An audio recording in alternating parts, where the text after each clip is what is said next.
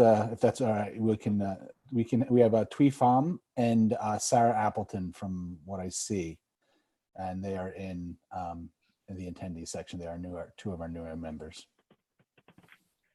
Great. Should we start? Are we ready? Can you give me just 1 second?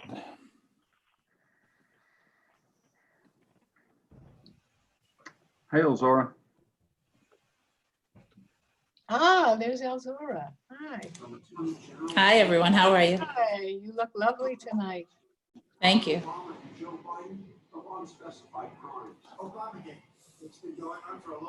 If we can mute everybody yeah, we can start now, Betty. If everybody can mute themselves except for Betty and Paul, that'd be great. Okay. Hi, welcome. It's so great to see everybody's faces. You're all healthy. I think that means you're all healthy because you're here. And I really want to guarantee this meeting is not going to go to 11:15 this time. And we're going to have a speedy agenda, hopefully.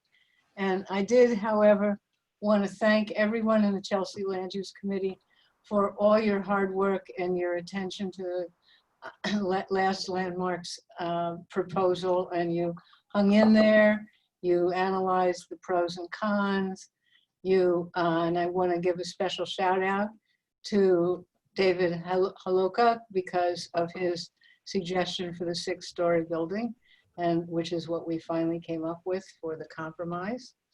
And just a quickie, June 2nd is the LPC public hearing on that project, and Paul and I will speak representing Community Board 4. And I guess Pam and David are going to speak for Save Chelsea or other organizations in the community. So if you want to speak from the community standpoint or from representing the committee, just let us know. Now, Paul is going to just go through the protocol and the logistics of Zoom to remind everybody. So again, welcome everybody. Glad to see everyone's faces. As a reminder, this is a public meeting that's being recorded and will be on YouTube. So we behave just as we always do in a regular in-person meeting. The format we're using in Zoom is the webinar format, whereas those of us on the committee and the presenters are panelists. The public are listed as attendees. And to those attendees who are watching now, you should be able to see all of the committee members if you have it in gallery view. If you have it in speaker view, you'll see me right now talking because I'm the speaker right now, but it will change as each person speaks. We do see the list of attendees. So if people have questions, they can electronically raise their hand through the blue raise hand feature. We'll ask to use the chat feature for technical questions, which Jesse will monitor. So if you're having trouble with some audio or visual or a mute button or whatnot, use the chat box for that. But if you have questions for the panelists or for the committee, you use the Q&A box for that. So we'll go through the normal procedure of the presenters will present, committee members will ask clarifying questions, public will be given the opportunity to speak, then we'll go back to committee for a resolution and vote. So during that time of public comment, use the Q&A box or electronically raise your hand so we can find you and we can call on you. If anybody has any questions on that way that we're going to be operating, now's a good chance for that. Otherwise, as we move to each presentation, the presenters are maybe in the attendees list. Jesse will transfer them over to the panelist status. You'll see your computer screen do some funky things, makes it look like you're logging out. Just sit tight, you'll be logged in as a panelist. So with that, I think we can proceed. Oh, we should. Well, very quickly, did we go over the phone just in case someone's calling in? Oh, go ahead. You want to do phone? No, I didn't see anybody with dial just a phone number. I just saw attendees' names, so I assumed everyone is. I apologize. That's true. That's true. Just in case someone does have to go through the phone at some point of this evening, for in case you have a Wi-Fi issue, you can call in using the phone number that was provided on the agenda. It's on our website, and it's actually at the very beginning of the chat as well. You can scroll up and get the phone number and the access code. And *6 mutes you and unmutes you, and *9 virtually raises your hand. And so if you can do that, if that's necessary. Oh, so, and then two other things. One is, I just want to give a special shout out to Jesse, who's been managing all our Zoom meetings, and he's just really become skillful at muting and unmuting and attendees and panelists, and what a new skill to learn.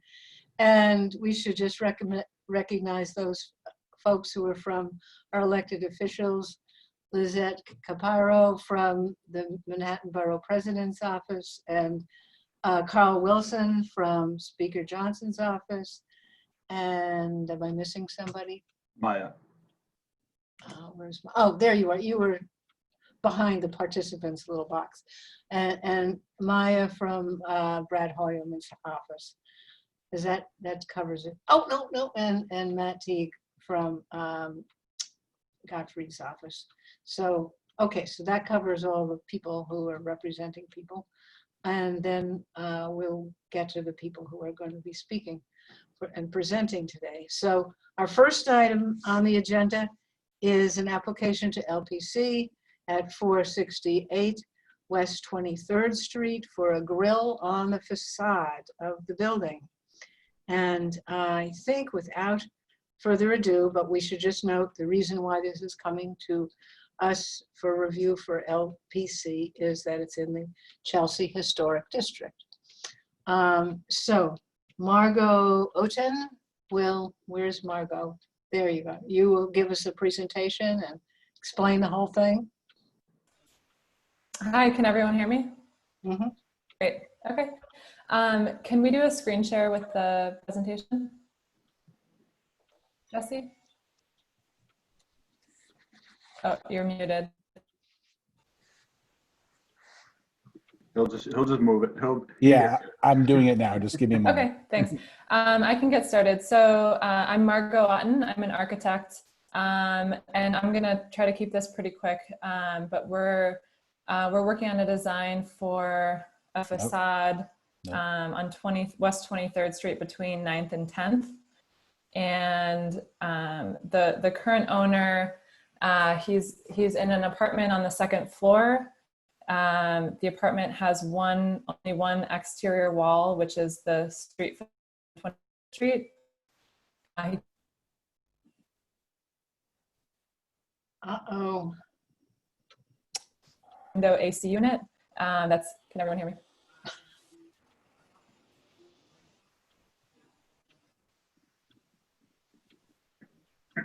Hey, Margo, why don't you hold on for a second, because it seems that sure. whenever Jesse tries to share screen, your voice gets cut off. Okay. Yeah, I'm sorry, Margaret. Give me 1 moment. For some reason, I'm having a little bit of Yeah, technical let's just- difficulties getting hold of this. No problem. In the meantime,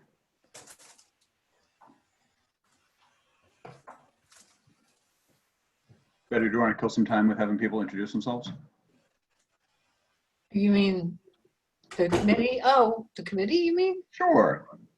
Oh, okay. All right. I'm Betty McIntosh, co-chair of the Chelsea Land Use Committee. Marty? Well, Let's go. Let's do so it. much for killing time. No, let's go through the committee. I think that's appropriate if we've done it. Okay, so why don't we go through the top? Marty? I'm Marty DeCat. I've been quarantined in Copiague, New York for the last 10 weeks. Pam? Pam? And Marty, can you You remute? have to unmute You Pam. mean like that?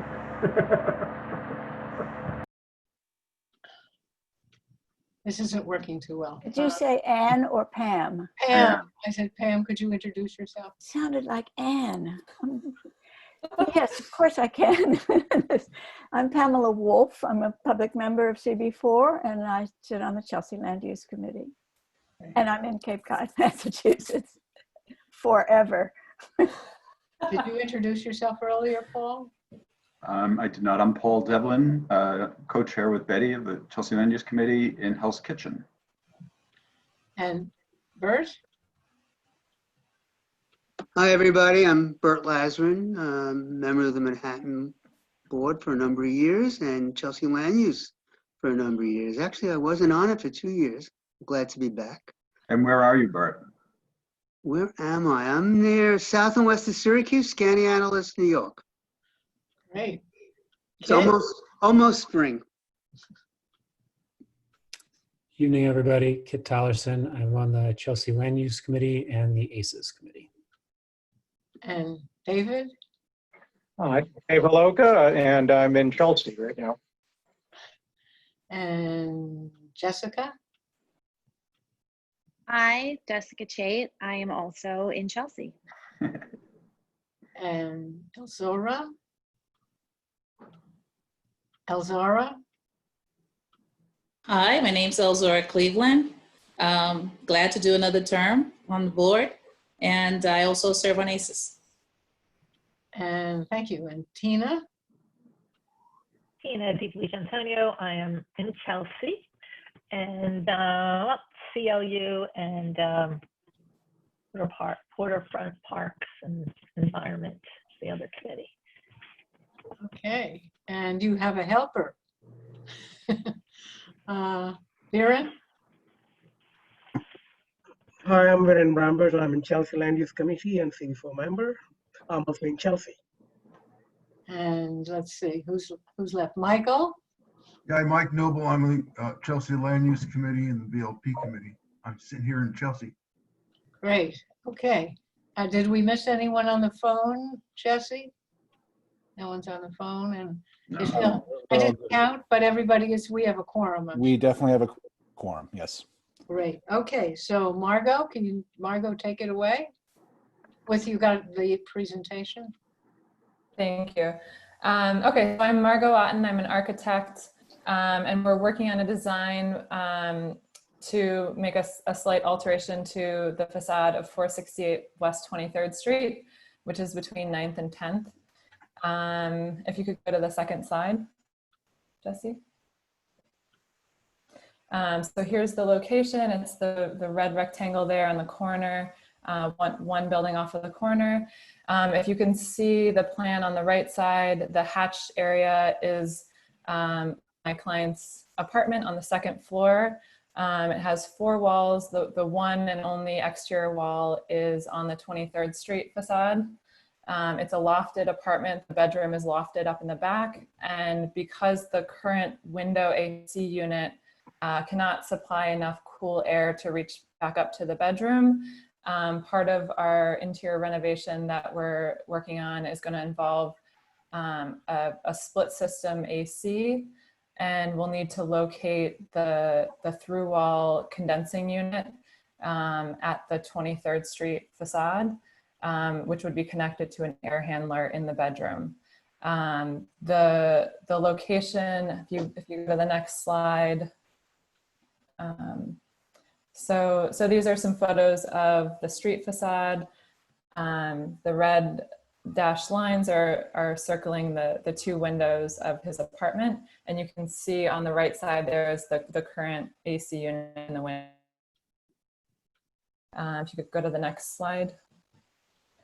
These are the historic tax photo and the landmarks designation photo showing the facade in the 80s and the fort in 1940. Very similar, but it had a fire escape and a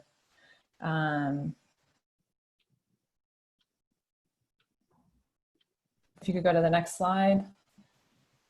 So on the left here is the existing elevation, and on the right is our proposed location for the new through wall AC grill. If you go to the next slide. This is another option that we pursued, but we're not able to go through with. We initially were considering putting the grill below the window. The reason we couldn't do that is there's simply not enough height between the floor and the sill to fit any AC units that are on the market right now for this, which would further reduce the non-compliant light and air. So the Department of Buildings would not approve this solution, reducing the window size. If you could go to the next slide. Again, the red arrow is showing the location of the building. Next slide, please. And these are renderings showing the location of the grill in both of the photos on the left, and then a sort of a diagram showing how that grill would be located flush with the brownstone facade. And the louvers that we selected were the tightest possible louvers that we could get, so that they could be painted the same color as the brownstone and ideally blend in as much as possible. We also think this is a good solution, everything considered, since it's very easily reversible. So if in the future there was another option for relocating a condensing unit, say to the roof, this could be very easily patched and returned to the original brownstone. We unfortunately have no option of locating the condensing unit on the roof currently. It's a condo building, and there are owners on the penthouse level. And so it was not approved for us to locate the unit up on the roof. Next slide, please. On the left is a technical section showing the location of the condensing unit and showing the louvers flush with the facade. Next slide, please. And then these are just a couple of examples of other AC grills on 23rd Street. Ours will be much more subtle than these. Some of these are, the colors are contrasting with the facade, and some of them stick out from the facade. But there are a lot of precedents on 23rd Street. Next slide. And there are a couple more on the left there and also on the right. Next slide, please. And these are some very unsightly ones in the building right next door to ours. Again, we'll be installing ours flush with the facade and painted the same color so that they blend in a lot more than this. And I think that might be the last slide. Is that right, Jesse? Yeah. Okay. Yes, that's right. Okay. Thank you. And now I'm going to go to the blue hands. So if committee members have a question they'd like to ask for the applicant about the proposal, I think I'm not going to go say each person's name the way we did at the last meeting, because not everybody may want to make a comment or a question. Actually, this is more questions than comments, but I see David's hand. Right. I just wanted to ask, I think you said there was no opportunity, there's no rear exposure on this building at all? So there's no location on the rear or the rooftop or the front yard of the building where the condo board would approve a location for any condensing unit. It's all privately owned. Even the kind of briefcase size, small, discrete condensing unit that goes with a split system ductless unit. Yeah, unfortunately not. There's all of the outdoor spaces are privately owned, and it wasn't approved to locate a condensing unit on any of them. It's generally a problem with this building is there aren't locations for the condensing unit aspect of a split system. And because of the depth of the apartments and the fact that they only have the one facade, the window units simply don't have enough supply to reach the back upper bedroom of the lofts. Okay, thank you. I was just, David, I had thought about that question. And if you look at the graphic, it looks like that. This one, if you look at the building, you can see there's an apartment behind, am I correct, Margot? There's an apartment behind your applicant's apartment, and they access it through a hallway, I guess. And correct. So that means you can't put the applicant can't put anything out the back because somebody else owns the apartment in the back. Anyway.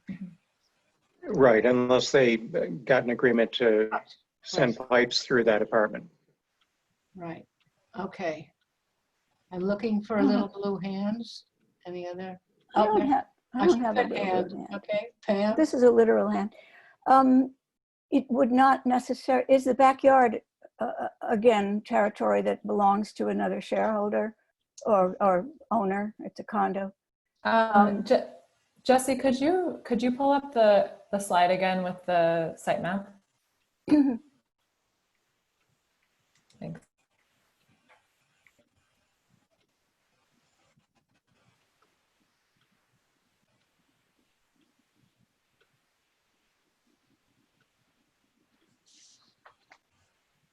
And the second slide.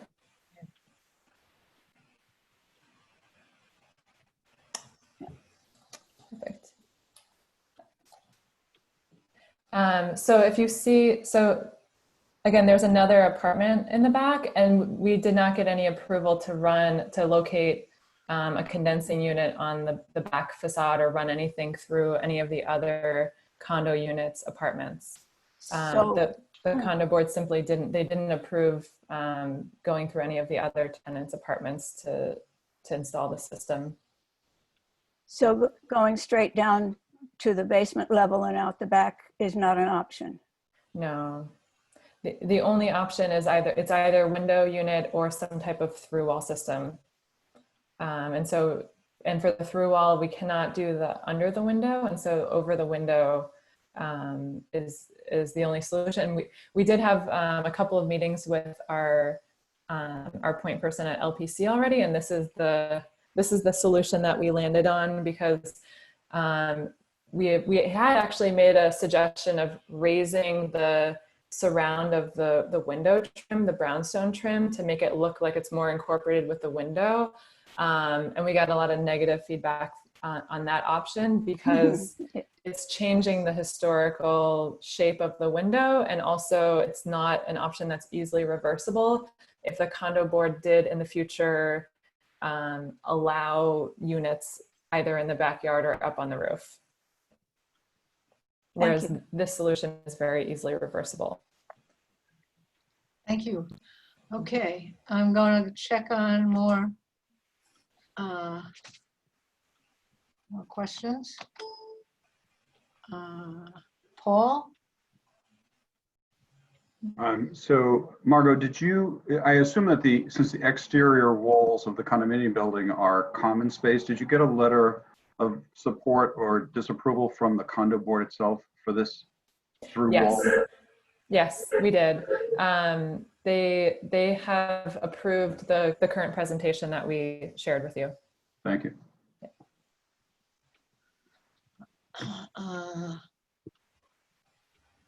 Okay.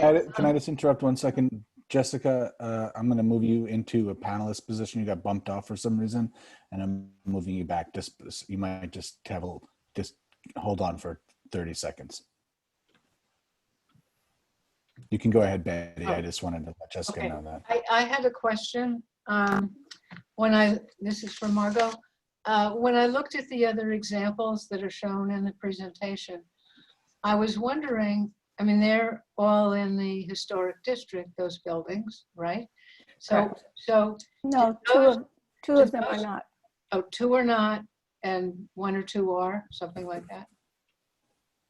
Yeah, anyway. At least given the addresses that are attached to 2 of them in the presentation, they're in the 200 block. They're indicated to be. Okay, apologies if they are. They're on the same block, but they may be outside of the boundary. I'm not sure. Well, if the boundary, if there's a building to the east of your applicant's building, that would be, at least half that block. And if it's adjacent to your building, and then some buildings adjacent to that building, it would be in the historic district. So that, anyway, my question was, did they go to LPC to get their grill thing approved?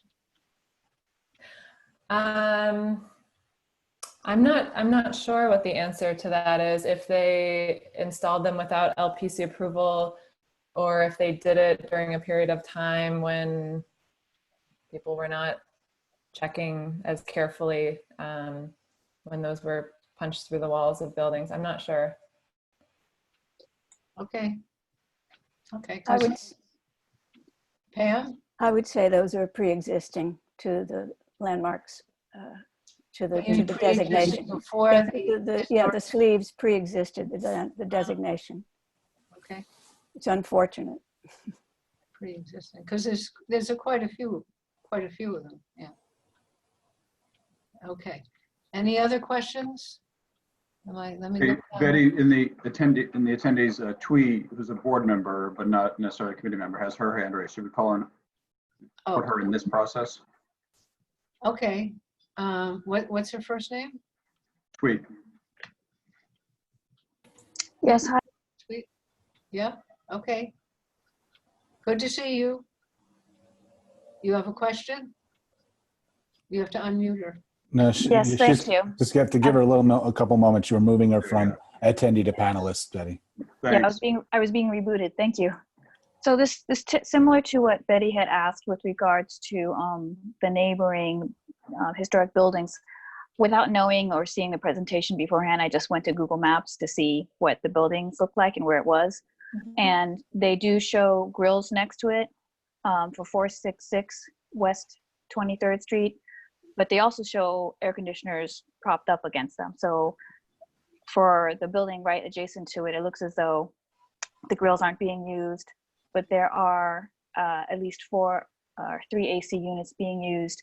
And one of them looks like they are using the grill, like the grill is white and covered. So I think we went really quickly in the beginning of the presentation. And in this particular picture, it shows through a tree, I mean, you can't even really see it from the street. So it's at least blocked. So it's not like it's an eyesore, but you can sort of see that there is an air conditioner right now in 2F. So why is it that they want to try to do a grill instead? Sure. So the problem is that the current AC in the window, the air is coming directly through that window unit itself, and the air does not actually reach up to the bedroom of the apartment. So the bedroom in this apartment, it's a lofted bedroom, and it's in the far back area of the layout. And so the air is down at the window, and it can't rise up and actually cool the bedroom. And so it's not a functional unit. So in order to have functioning AC in this apartment, we'd have to do a split system, which has the condensing unit part of the system at the window, circulating, and then it gets connected to an air blower with piping, and the air blower itself is on the wall in the bedroom, and that provides the cool air directly at the bedroom, but it requires this condensing unit, which either needs to go, sometimes you see it on rooftops, sometimes you see it in through walls like that with a grill. And so that's why we need to have a system that has this condensing unit, is to make it functional for the entire apartment.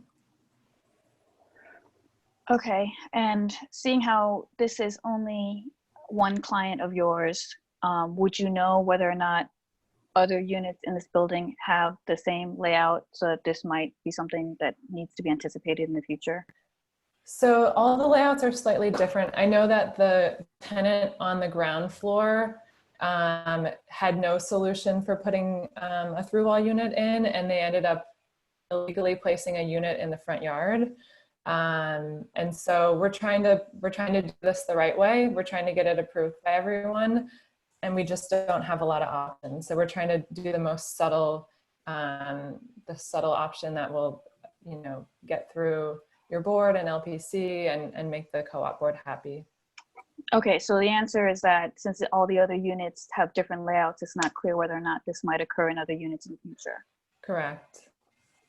Okay, thank you.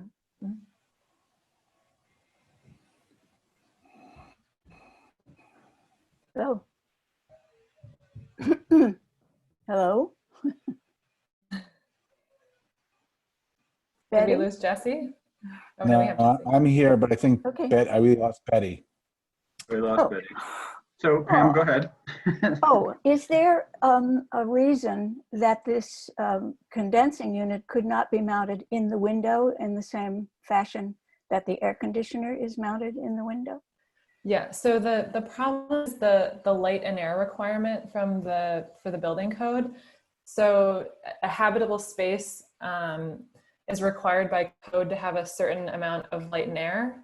And so that means a certain amount of window that's unobstructed, and also air for ventilation. And so if we were to put a permanent AC in there, not a temporary one, that would actually block part of that window, and it would increase our non-compliance with the building code. And so we wouldn't be able to get through Department of Buildings if we put it in the window permanently, unfortunately. So that means that the condenser is a permanent installation and is not removable? So it's not easily removable. It's something it's not as easily removable as a window unit that you just put in seasonally. It's something that you'd have to have a contractor come and disassemble and pull out of the wall, and fill back in that void in the wall. It is not the wall, the window. I was speaking of the window. Using the window. Opening. Yes, so it's not something that's it's something that's designed to be inserted through a wall. And so if you were to basically install it in the window, you would essentially be building a wall on the interior side of it to encapsulate it. Thank you. All right, Betty just sent me a text saying that there was a problem with her computer, asked me to just continue on, so happy to do it. Are there any other questions from committee members, concerns? If attendees, if you have any questions, please either raise your hand or put a question in the Q&A box so I can call on you. And I don't see any action going on there between the attendees nor in the Q&A box. So I'm gonna move to committee vote. Discussion. So, sure. So David, I saw your hand go up and Pam say discussion. Yeah. So, Is there a time when we, rather than having questions, have a discussion and offer our opinions? Yep, absolutely. And that can be done either preceding a motion or after a motion and following discussion of a motion. So whichever way you'd like to proceed is fine with me. Pam, if you want to have discussion first, let's do it. Well, I would like to state that I'm very much opposed to this application. I'm a little surprised that it got as far as this. I would have thought that that the staff level would have realized that puncturing the facade of a townhouse in a historic district is something that's very, very, I would say, unusual. I would say that it doesn't ever happen. I don't know of any precedent for that. I know, I'm quite sure that the building adjoining is one where all of those holes were punctured prior to the landmarks designation. The other examples indicate that they're buildings in the 200 block of 23rd Street, which is definitely outside the landmarks, the landmark district. I am also curious because I know that landmarks is able to attend to what happens on the facades of buildings, and we're very well aware of that. I don't think that they take into consideration living conditions behind those facades. And it occurs to me that this condo owner must have known when he purchased this condo that this was going to be an issue. The apartment is the front half of the footprint of the building, and that makes it a fairly small apartment. I would guess maybe 450, 500 square feet, a 13,000 BTU air conditioner, which is not an unusual size, should be plenty to cool the whole unit. The fact that he's created a situation where he's lofted the space at the back of the apartment is not something that landmarks should even be thinking about. It's too bad that he's built himself into a box, but it isn't a box we should be taking into consideration. If I can comment, when he purchased the apartment, the lofted bedroom was already there. The first level of the apartment has no space for a bedroom. It was always lofted. That's how the apartment was when he purchased it. And Thank you. okay. Yeah, okay. That's also interesting. I wonder how the person who lived there before dealt with being warm in the summer months in his loft. I would suggest a transom could be installed to have an air transfer between the whatever wall separates the bedroom from the living area to allow There is passage. no wall. There's no wall. It's completely open to the living room. It's a studio apartment? Correct. Really? So there's only a half wall. Yeah.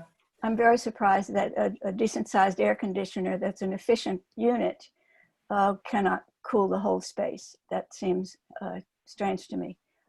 But as I've said, that shouldn't be anything we're even considering here. It's just not something that the landmarks should be dealing with. It's an unfortunate condition. But penetrations through the masonry of the facade of a townhouse, particularly one that's as prominently located as that one is, directly off the corner on 9th Avenue and just opposite London Terrace. It's a very prominent building with a very dramatic high front stoop. It draws the eye, that building. Mm-hmm. And it would be unfortunate to do anything. Well, one could argue that the window unit draws a lot of attention as well. Okay, Margot, let me ask other committee members for some input here. David, you had your hand up. Yeah. I just wanted to say that, we've never seen one of these come before the committee as long as I remember. And I'm pretty sure it's because Landmarks doesn't approve these. The neighboring ones are in the Chelsea Historic District extension, which dates from 1981. So they very likely predate the creation of the extension. But more to the point, the Landmarks Commission actually has something called the Row House Manual that gives guidance for how to deal with things like this. And they have 2 pages on air conditioning and specifically address through the wall units. And the Row House Manual says these units tend to be the most destructive method of air conditioning in townhouse or row houses, because holes must be cut into the front facade to install them, causing irreparable damage to the facade. If the unit is ever removed, it's almost impossible to repair the facade so that the damage does not show. Therefore, except in rare cases, the Commission does not approve the installation of through-the-wall air conditioning units on primary or developed secondary facades of row houses. It may issue a permit for the installation of a through-the-wall air conditioning unit on a masonry secondary facade if the placement of the unit is centered beneath a window opening, the exterior grille is flush-mounted, and the exterior grille is finished to approximate the color of surrounding masonry. This isn't even proposed as being under a window on the front facade, and it's on the front facade where Landmarks has a policy of not approving them. I sympathize with the tenant, but I think that, rather than, the public good and Landmarks policy needing to give, that something needs to give with members of the condominium. And I would guess that air conditioning is probably an issue for a lot of them, and maybe they should go back to the drawing board and work cooperatively on a central air conditioning plan. Michael Noble, I saw your hand up. Yeah, I just put it down for a sec because I was thinking about how to respond to this. I hear everybody. I understand what you're saying. However, if this is going to push the condo owner to putting an air conditioner in the window, I think that looks terrible. And that's what he's going to do. I don't think this looks bad. I think it's a good solution. And you look around, they're not doing any harm to the way that section looks on 23rd Street. I walk by there all the time. I've stood in front of the building waiting for the bus. It's not a bad thing. So that's my input. It's not bad to my eye, is what I'm saying. All right. Better than an air conditioner in the window. That's for sure. Over and out. All right. Anybody else have any other comments? Or Pam, I see you wanting to pipe in again. Oh, you have to unmute, Pam. Pam, you're muted. Oh. Thank you. Just wanted to make as strong as I can the point that this will create, if this is approved, it creates a precedent that will be followed many, many times to the great destruction through many, many brick facades in our district. So be careful what you wish for. Thank Dave, you. you had your put your hand back up. You have to unmute. Dave, you need to unmute, please. If you go back to the section through the wall that shows, you know, the brick removal for the air conditioner to be put in, that's 4 wides of brick. I mean, it's a lot of the fabric of this building that needs to come out. And I disagree with Michael. You know, it's anachronistic technology, and the idea of a historic district is to be historically accurate and maintain the historic character of the area. And air conditioning is a luxury. A lot of us live without it or have lived without it. You know, it also, you know, a through the wall unit like this also violates the historic weather envelope of the building and invites moisture penetration and things that could cause further damage to the facade.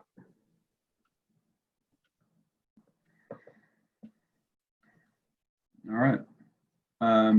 Bert, I see you physically instead of blue hand. So watch My hands, no, they're not blue. David, what's a weather, what did you call that? A weather envelope? Yes. Can you say something more what a weather envelope is for a building? Well, it's what keeps the rain and the wind out. And in a historic row house, that's a solid brick wall. But I think that anytime you put penetration through it like this, even if it's sealed, you know, over time it can allow moisture to get in, and there's a freeze-thaw cycle with expansion of freezing moisture within walls, and it can contribute to the deterioration of the brick front wall. I don't know, maybe Pamela has more to add. She has a lot of experience with historic buildings like this. I could. Am I on? Yeah, we can hear you. In my professional life, I managed apartment buildings. One of them is directly south of the one we're discussing at this moment, 458 West 22nd Street. It's just by the park, one building in from the park. When I took that building to manage it, it had been renovated. It has the same high front stoop, by the way. It had been renovated prior to the landmarks designation of the Chelsea Historic District. Each of the second, third, and fourth floor, window 2 on each floor, had air conditioner sleeves penetrating through to the street. They had all failed one way or another, to the point that they allowed the weather into the facade wall, to the point it all but destroyed it. It was a major, major project at the beginning of my management of that property to recreate the fabric, to replicate the original fabric of the masonry that had been destroyed by those 6 openings.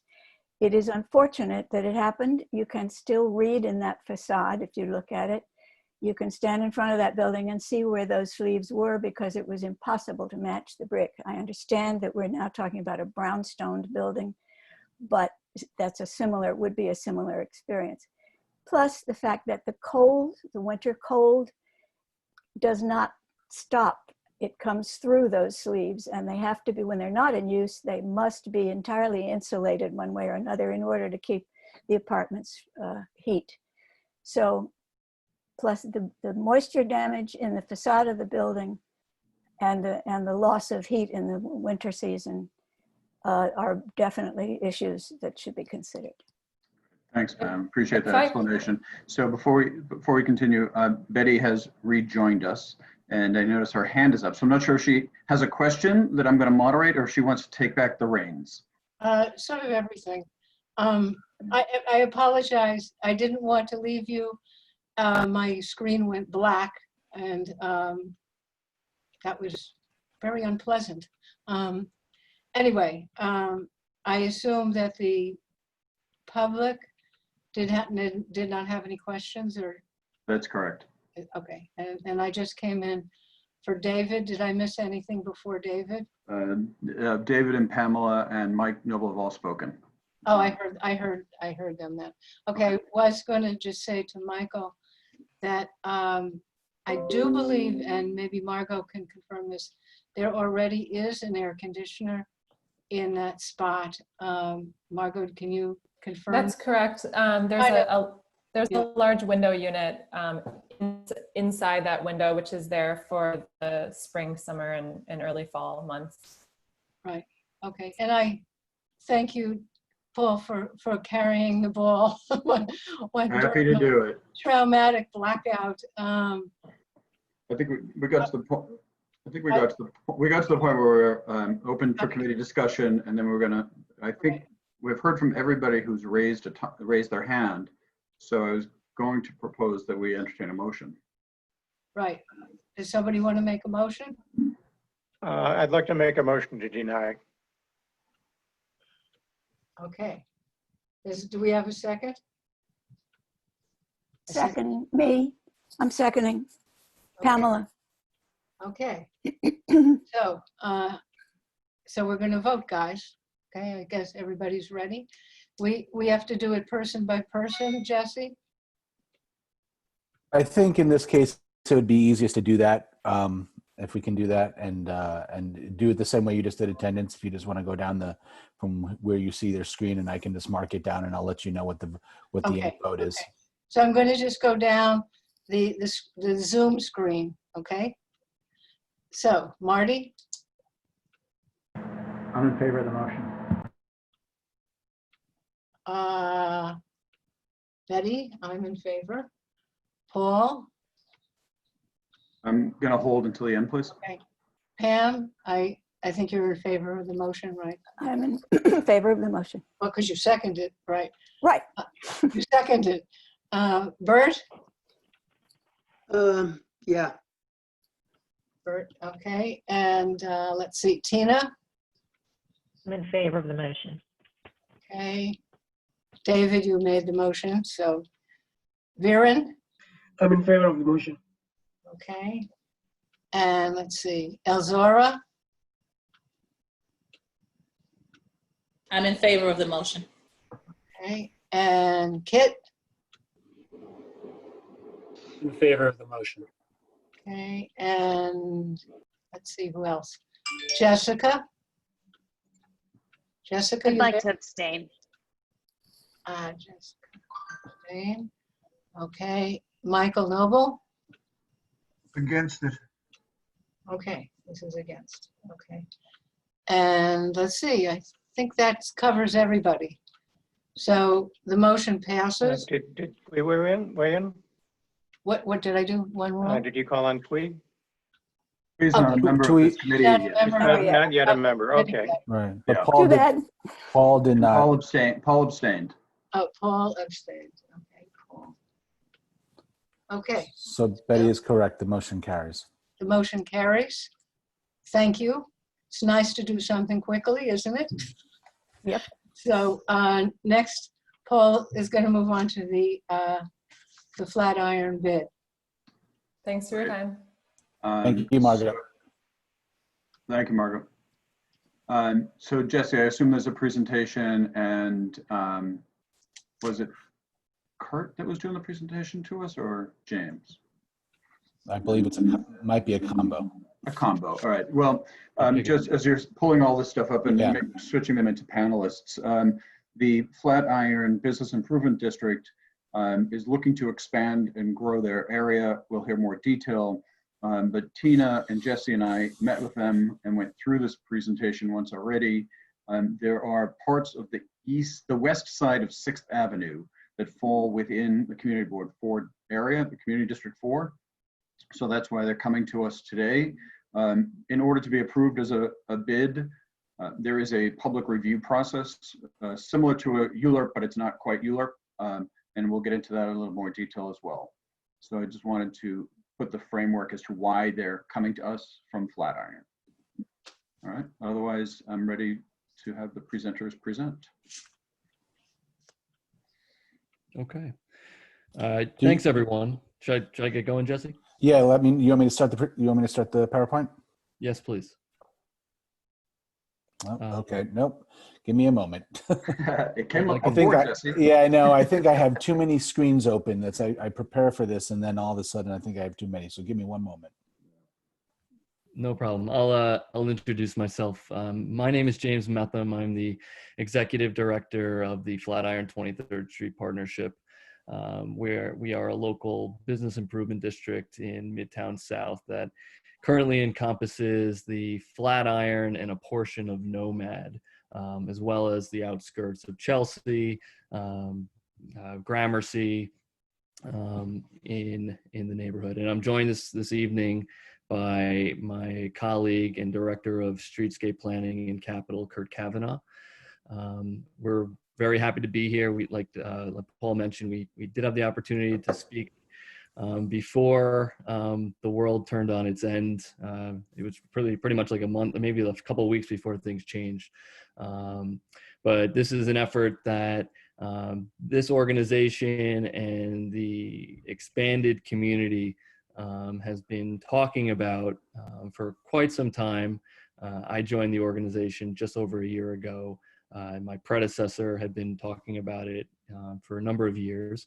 But the partnership itself as a business improvement district, of which we're one of 76 in New York City, has been around for 14 years. Its inception in 2006. And, the main goals of this organization, this bid is, the bedrock, making sure that Flatiron is well maintained, keeps a strong supplemental layer of cleanliness, public safety, beautification, general marketing, and advocacy for its continued growth, responsible growth, and vibrancy. So Jesse, why don't you go to the next slide, and I'll kick this thing off. This is what we're generally talking about. The orange area is the area that the bid currently serves and has been doing so for the past 14 years. Really, it's a blob around Madison Square Park, stemming from about 21st Street, the 21st Street block, up to 28th Street. And it kind of steps in kind of like a pyramid away from 6th Avenue, other than 23rd Street, 22nd, and 21st. And so the portion of the current district and the expansion that is in Community Board 4 stems from about 19th Street up to 24th Street on the west side of 6th Avenue. So this map took a number of years to coalesce around, and I'll get into some of the outreach that went into that momentarily.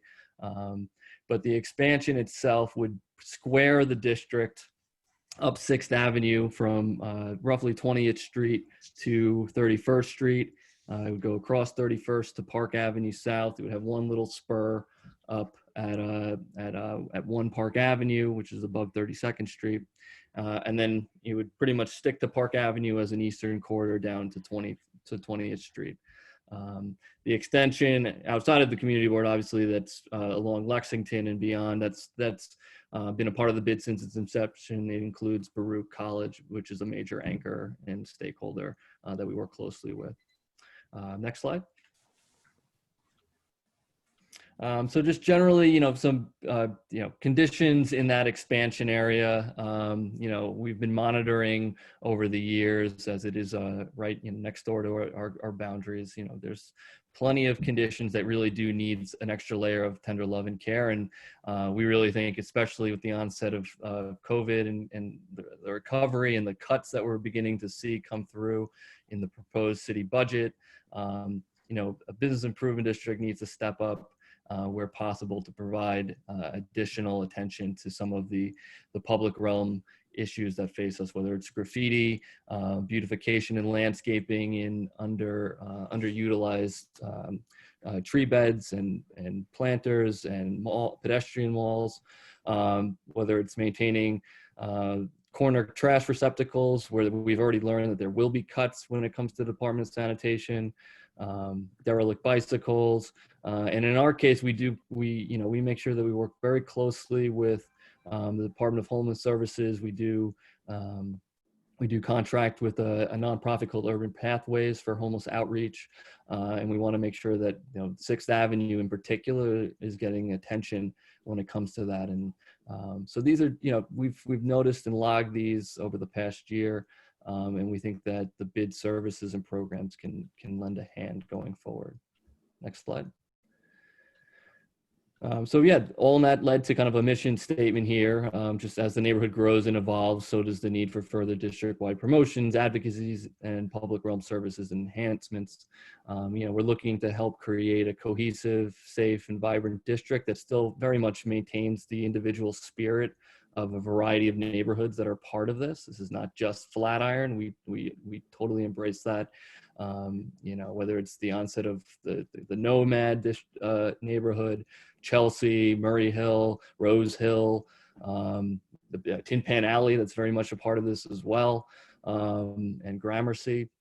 We want to make sure that we're respecting those and addressing issues as they relate to each block. And just some key facts here. I mean, this is nearly doubling the size of the current bid. We're talking in the expansion area, about 100 block faces, some 1,300 plus properties, anywhere in the range of over 1,000 businesses. Hopefully it continues to be vibrant. We'll see how things shake out over the coming days, weeks, and year here. A strong workforce. There was the large hospitality sector, still is, and we're talking about anywhere in the range to 3,000 to 4,000 to 5,000 people in this area. So that was kind of the goal and mission statement behind this effort over the past year. Next slide. And then what do we do? I mentioned some, I'll get into the specifics, but again, as a business improvement district, we want to serve as another community resource for a variety of stakeholders that, in terms of coworkers, businesses, residents, institutions. We convey important information and economic trends. We're a clearinghouse for some of that, promoting the neighborhood events and attractions that are in our neighborhood, providing access to city government and the variety of agencies and mayoral offices that impact the day-to-day in this district. Again, this is more and more important, serving as an emergency management and relief effort conduit, particularly now as we look to get back on our feet and recover. And that goes to prioritizing local business needs during this recovery effort. So there's a whole world of tasks and roles that a bid can be nimble enough to try to take on, and that's something that we're exploring closely in this environment. Next slide. And then, back to the core pieces. I mean, this has been the bread and butter of most bids, particularly the Flatiron bid over the past 15 years. Public improvements, a horticultural program that makes sure that really adds a flourish to the respective streets, whether that's hanging baskets, median malls. It can be just touching up and putting in new trash receptacles on the corners to make sure that those people feel like you're in a well-maintained area. And it could be just as we do in our plazas. We're the bid is responsible for the management of the iconic Flatiron plazas in front of the Flatiron building. And we look to those as kind of community vestibules in many regards for community programming, as well as a relief for pedestrian flows as well. And as we look at 6th Avenue in particular, it's the busy, bustling corridor. There are a few privately owned pop spaces that are utilized in mixed fashion, to say the least. So we want to make sure that we're really looking at 6th Avenue as a gateway to the district, and it's important that it gets that attention in terms of flourishes of landscaping that we can bring to bear. Next slide. And then sanitation, safety, social services. We have a terrific cleaning crew that is out in the district 7 days a week, typically from 7 a.m. to 7 p.m.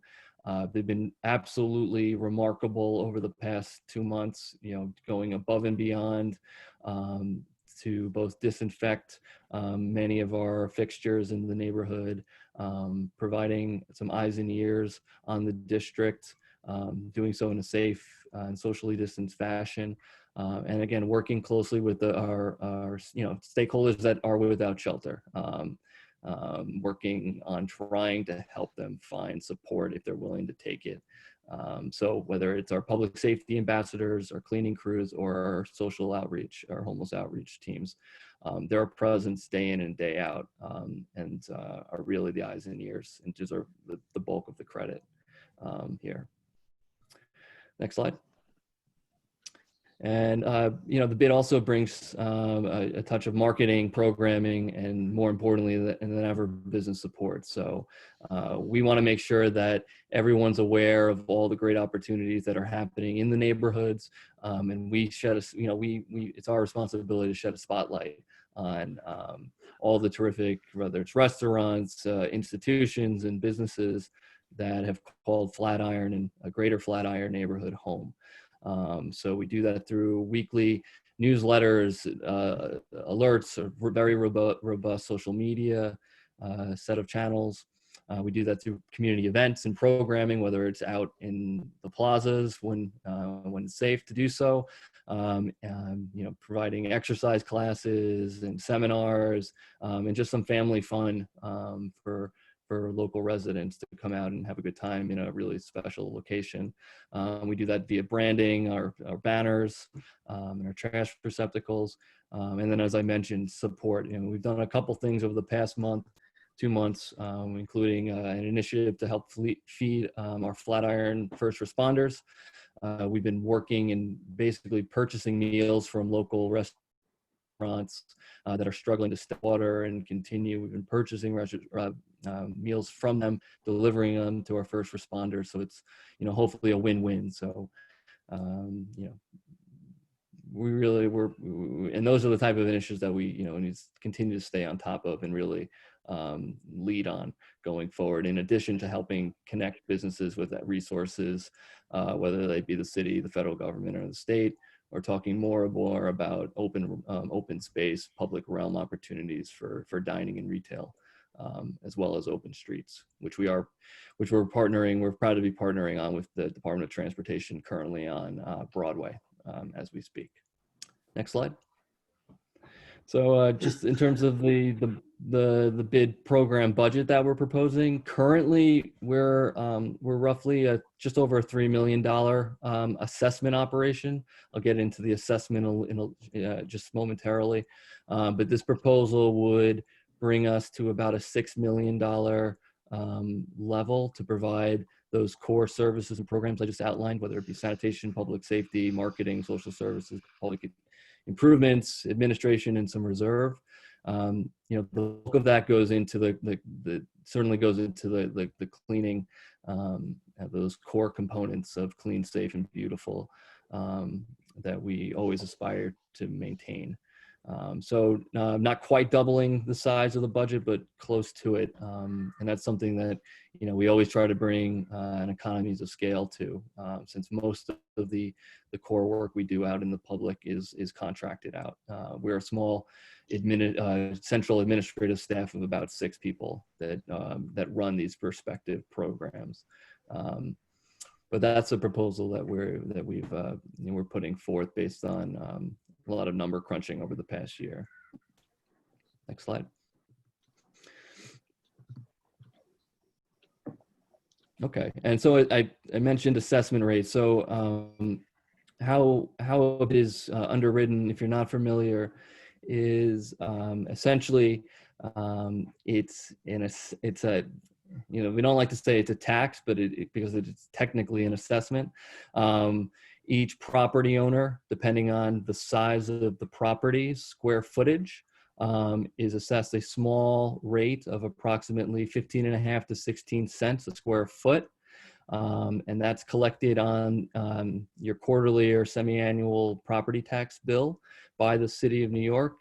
And rather than that charge going to the general tax coffers of the city, it gets directed back to the nonprofit, the District Management Association that I run, a nonprofit that is responsible for administering the the bid funds in providing the programs and services I just outlined. So the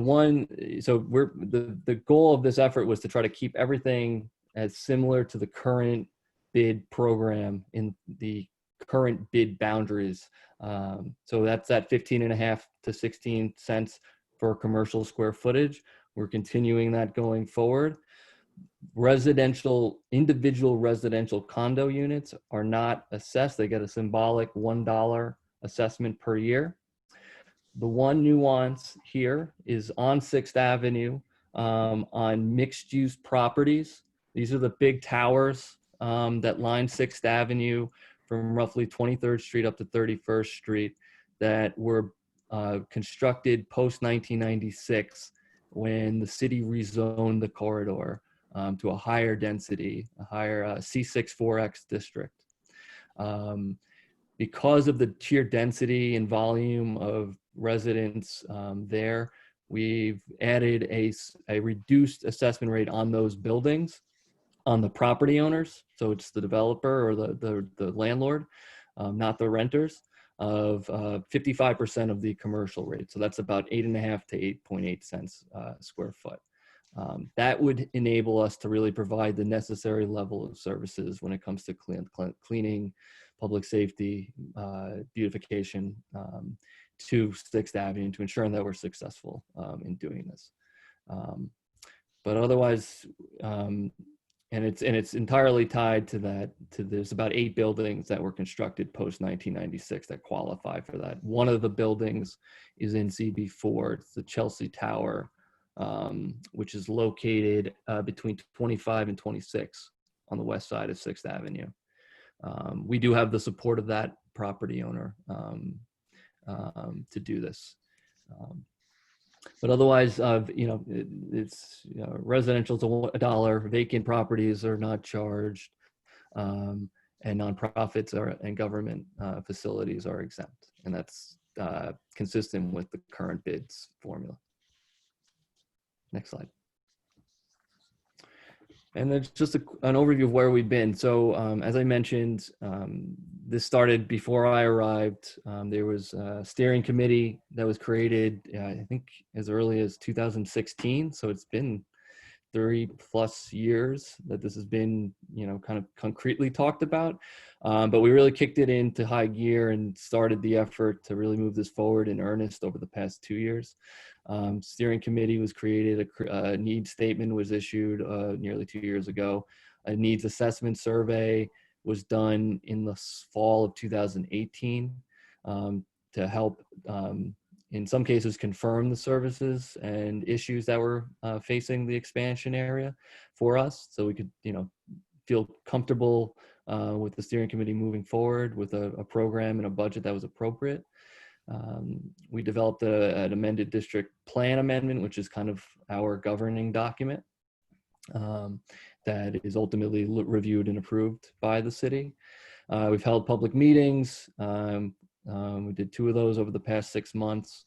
Conducted outreach and document support. We'll get into that momentarily. And then we've just, as of April 30th, we've submitted our proposal to the city, to the Department of Small Business Services, who are kind of the guardians of the bid approval process and that quasi-ULURP that Jesse and Paul mentioned before. And that's what we're awaiting next. Next slide. Here's just a list of the steering committee members. It's a mix of both property owners, residential associations and condo co-op, building, rental tower owners, commercial property owners, some businesses as well. So it's about close to 20 organizations and individuals that have been with us over the past 2 years as we've done this. Next slide. And this is just a lot of more, this is more detail into all of the past. So we really, like, as I mentioned, in September of last year, we had coalesced on the boundaries and the budget and the district plan and really kicked off a really concerted effort to get the word out there. And so That meant many different mailings, newsletters, canvassing of businesses, upper floor tenant letters, co-op and condo association conversations, talking specifically with those 6th Avenue towers, press, public meetings, electeds, so on and so forth. And, you know, it continues today, even though we've submitted the proposal. We understand, you know, this is, it's not in a vacuum. We're dealing with some harsh realities because of the environment that we're in. So it continues today in terms of trying to support the stakeholders and businesses that are impacted because of COVID, and also hoping to hold their hands to some degree and with the restart, hopefully soon. Next. And you might, if you can see this, this is where we got with stakeholders. So this is about 8 to 9 months of outreach, resulted in a number of important metrics of support that we gather. The city doesn't give us, you know, you need to get this threshold to make it through the process. They're basically asking for broad-based support demonstrated through statements of support that are collected. We break that out by the total number of lots that say that they want to support this, the total amount of assessed value of those property lots that want this, the square footage, as well as tenants. So at the onset, we set a couple of targets for ourselves. We said we wanted to try to get about 20% of the total number of commercial lots. I mean, we're talking about 1,000, you know, we're talking the total lots in the area was about 345. So we set a target of 20. Commercial AV, this was a very important one, the amount of assessed value. We wanted to get over 50% of the total assessed value because that's ultimately what determines, helps determine who's paying what. 50% and commercial tenants, as well as residential lots and so on. So those orange figures we worked on very diligently, a lot of time and effort over the past 9 months. And we hit nearly all of them. We've got about 20% of the total number of lots in support of this, 25% of the residential lots, that includes condo owners, having responded affirmative that they want this. They get a great deal. Commercial assessed value, we got to 53% of the total, so we're over half of the AV in the area, as is residential. And you know, even with tenants, it's really difficult, particularly with the upper floor tenants, to get the attention and support of this. But we did get the threshold that we were looking for there as well. So all of this to say, you know, we've been at it for a number of years, and we felt it was important that we at least submit this to the city to have them really review and make a decision as to whether or not they entered into the formal public review process. And last slide. So this is where we are. As I mentioned, we just submitted to the city. As you're probably well aware, there's a freeze right now in terms of land use considerations. This is technically not a land use item. Ultimately, it would go to the City Council Finance Committee to make a determination on, but it still goes through a similar ULURP process. So if the city and the mayor decide they want to sign on to support this, they would then submit it to city planning, who then gets it off to the community boards, borough president. You guys know this well, the City Planning Commission, back to the City Council. It'll go to the Finance Committee. And so we're hopeful that at some point in the summer, if not fall, hopefully as soon as possible, they'll feel comfortable with this, so that this will make its way back to this body and Community Board 5, with the hope that it could be authorized after review this fall and winter, maybe into next year, and that by next summer, we'd be able to start implementing these services and programs to the neighborhood. And that's it. Great. Thank you so much, James. That's great. Once again, if people have questions, if you could either use the blue hand, that's easiest for me to see, but if you have another question, you can wave and I'll try to see you. Hi, Bert. Bert, would you like to speak? That's why I was waiting. Okay. I have a sense of your process, and we're only a tiny, tiny bit of the expansion here. Those 4 blocks, whatever it is, on the west side of 6th Avenue. But originally, when a BID is created, and maybe it's changed, I thought the property owners had a vote on the original creation of a BID. But the process you're describing for the expansion is like, you talk about your threshold. Now, what is that just something that you've self-imposed, or is there something imposed on you about the percent of property owners, however you want to determine that as a square footage or number of property owners or by lots? But is there something, an actual metric that you have to reach before you can expand? Yeah, it's a great question. And it's one that I think the city is intentionally vague on because there's not one size fits all when it comes to bids. As you know, there's 76 of them.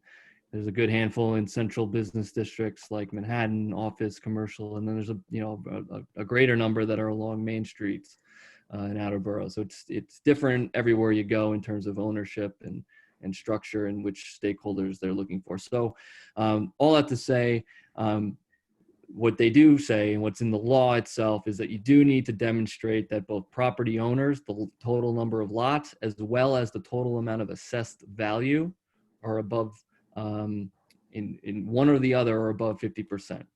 So when we started this process, you know, there are hundreds of thousands of properties here. Very difficult to get all of them on board with this, just because of sheer apathy in some cases.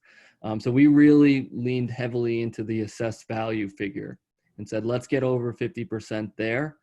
If we're over 50% in terms of commercial assessed value, they're the ones that are responsible for paying the assessment, then we'll be solid. So we set that one at 50%, and the other ones were a little bit lower, just knowing that it'd be, you know, frankly, a little bit harder to get. But it is ultimately what the support that I'm talking about is all informal, right? It's not a formal vote. It's a statement of support. There's really no legal binding to it.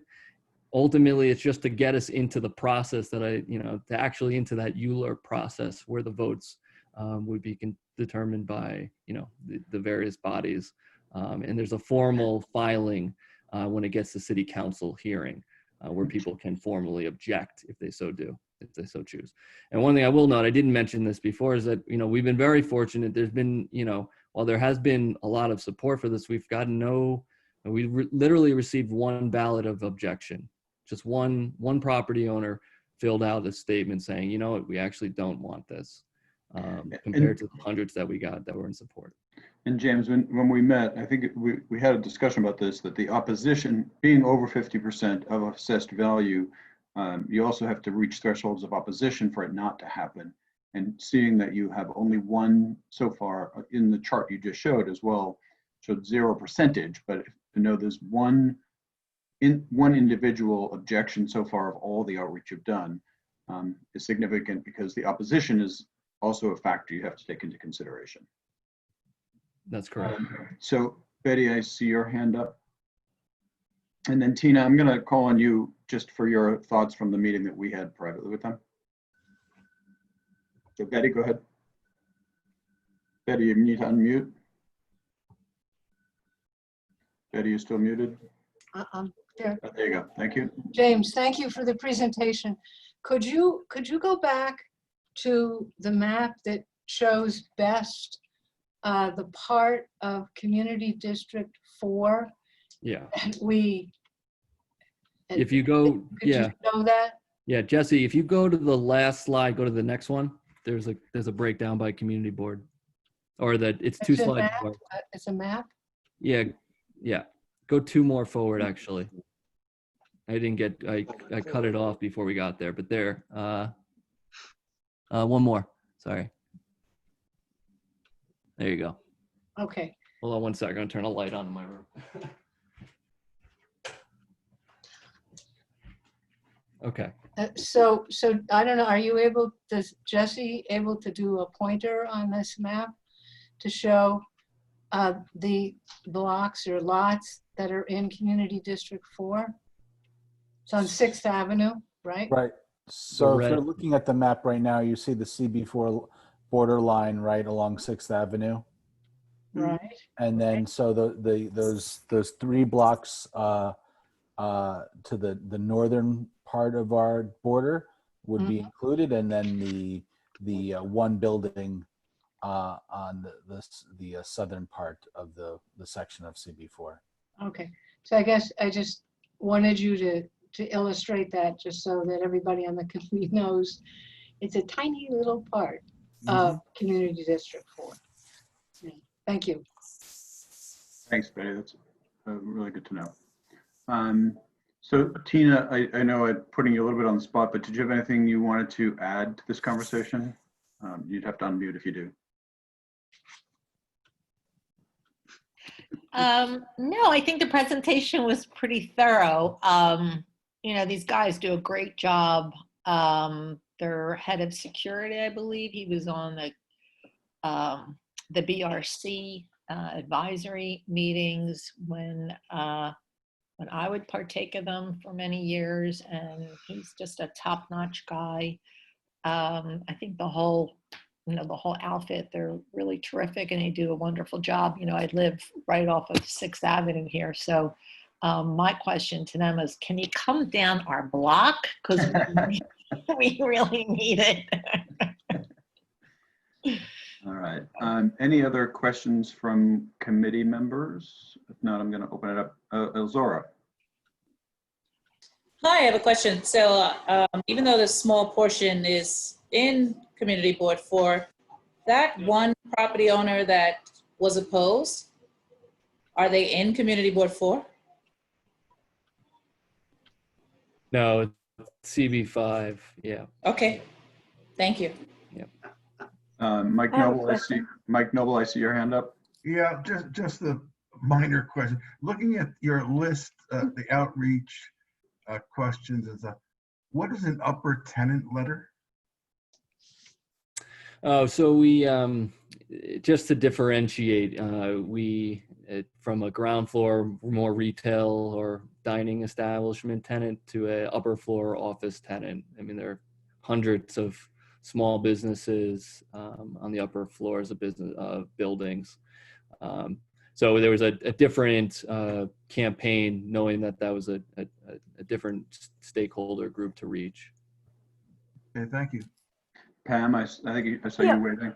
I'm just curious about this. There was for many years an organization called the 23rd Street Merchants Association. Is that no longer in existence? And if it is it a part of your bid? Does it cooperate, or does it still exist even? I don't know. It was a river to river 23rd Street merchants that were involved, and it was quite powerful and very effective. It was yeah, absolutely. I know in Kurt's office, we have the incorporation certificate from 1929, I think. Wow. Been around. They were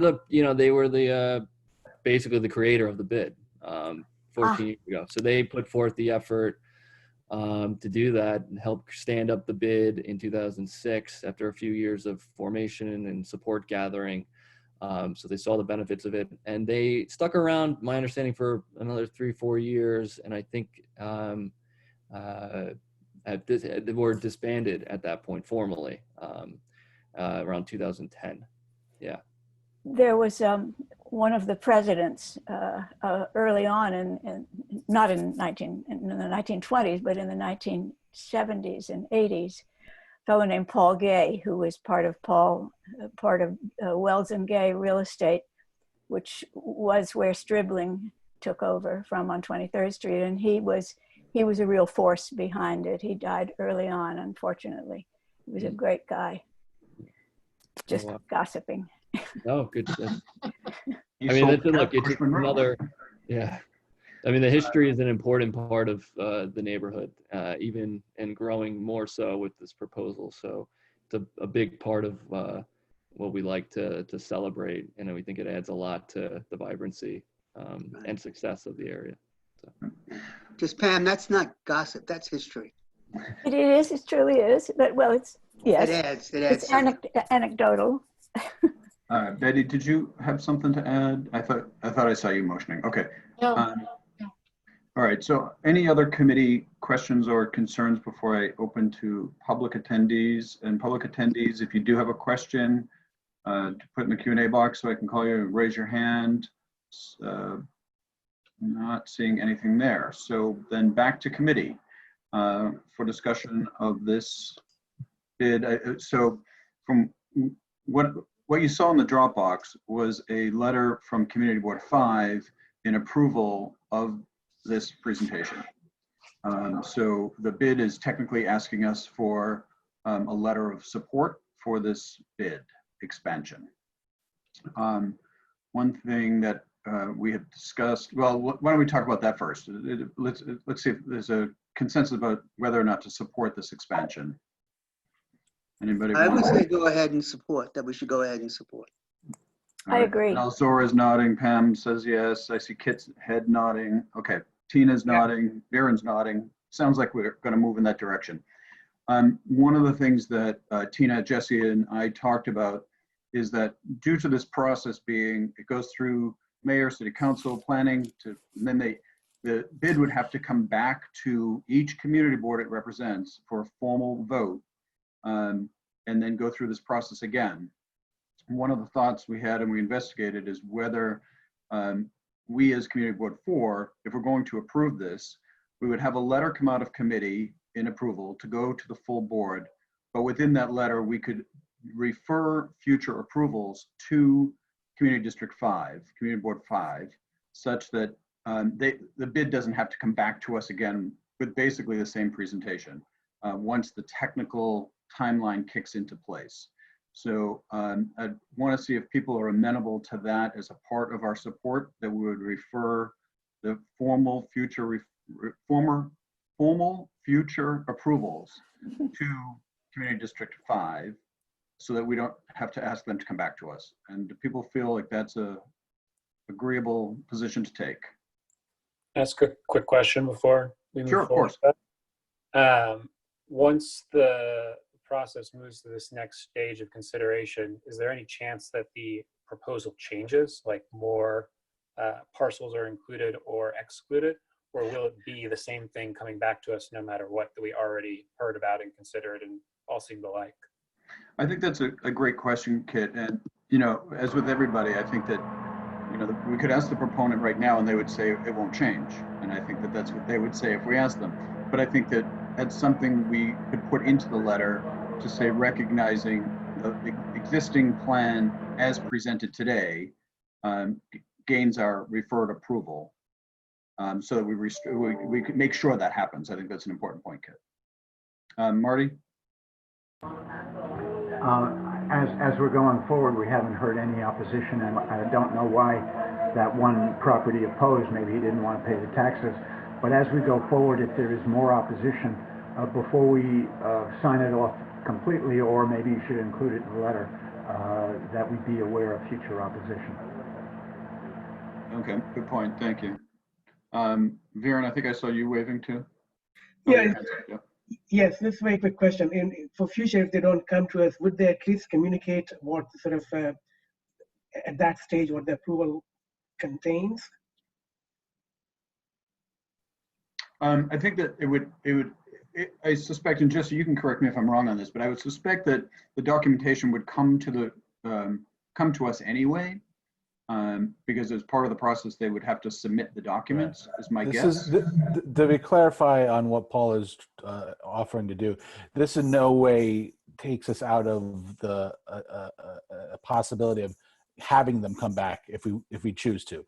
If something changes between now and then, and then it gets referred out from city planning, we can clearly just say something has changed and we want, there's new information in the application of some sort, and we want to, provide an additional recommendation. From my understanding, this is going to be a non-ULURP action, so therefore it's not as though we are being given 60 days and the borough president's being given another set of time. It's all sort of combined into usually either a 45-day or 60-day period in which anybody, any government organization such as ourselves or the borough president or elected official can comment on the application. And so it's, if anything changes, we could easily just say, you know, due to X, Y, and Z, we feel like we need to have a second bite at the apple. Bart? Yeah, I'm glad that you said that, Jesse, because I was just feeling a little uneasy about not necessarily giving our authority to sisters and brothers in District 5, but if there were changes, if there are things that we thought about that we hadn't raised now. I didn't want to leave that out, but now you said we can do it anytime we want. Ask them to come to us. That's fine with me. Then I'm all for it, the way you described it, Paul. Okay, great. And we'll make sure to incorporate some, you know, solid language in the letter of approval too, so that we protect ourselves. Marty, did you have something to add? No, I thought you were going to start the vote. I was going to entertain a motion. So moved. All right, so the motion would be to approve the bid. I'll take a lot of the language, to be honest, I'm going to cut and paste a lot of language from Community Board 5's letter, and then insert language making sure that. Paul? Yes. I think Twee had a comment. Twee, I didn't see your hand up or anything. I'm sorry. Yeah, I had done it at the last minute and you went to motion, so I was like, okay, it's okay. My first time anyway. That's all right. Thanks. Oh, you put it in the chat box. Sorry. Yeah. Let me finish the motion. We'll open up discussion on the motion anyway, so we can talk more about it. Okay, thanks. Thanks, So the Ben. motion would be to approve using the formula of Community Board 5, but with extra language to refer their future approvals to Community District 5, with the exception of any changes or growth of opposition, and respecting the fact that we can call back if we need to. So Marty made the motion. Do I have a second? Jessica, I saw your hand first, so Jessica's the second. Discussion on the motion, Twee. Well, just if we're discussing just the motion, referring future approvals to CB5, that doesn't sound, I'm not sure if I understand or agree with it. If we say, if everyone approves this motion, then it'll go to CB5 with the caveat, meaning PS if things changes, we don't really approve it. It feels too, you know, too much like a slingshot or a back and forth on that. We should just have a, I mean, I put in the chat room, you know, if things change, and they probably will change, especially with COVID, and one of the line items being promote local businesses during economic recovery, and also the opposition that was raised, that we should just have a separate letter or a separate approval when the need comes, and then that could be forwarded.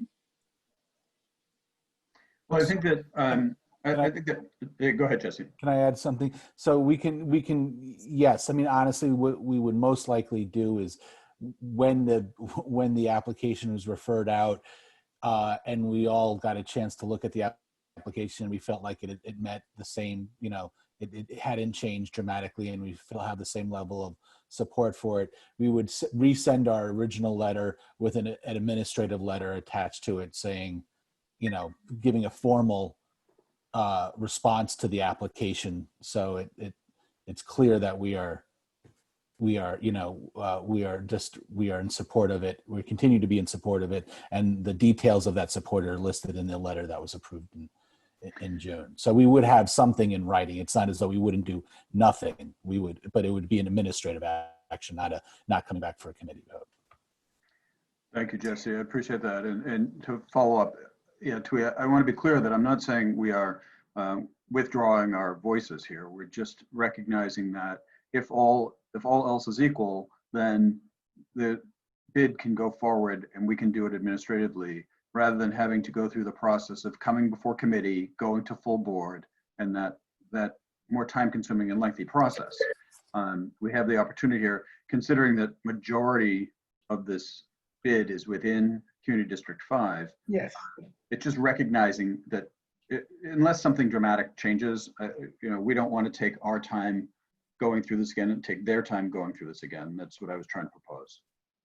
So Betty, I think you wanted to make a comment on this. Yeah, I guess I appreciate what Twee said, that I think we could just write the support letter, and then when it comes back through the semi-ULURP process, I don't think if there's nothing really changed, we don't have to have James and company come back for a presentation.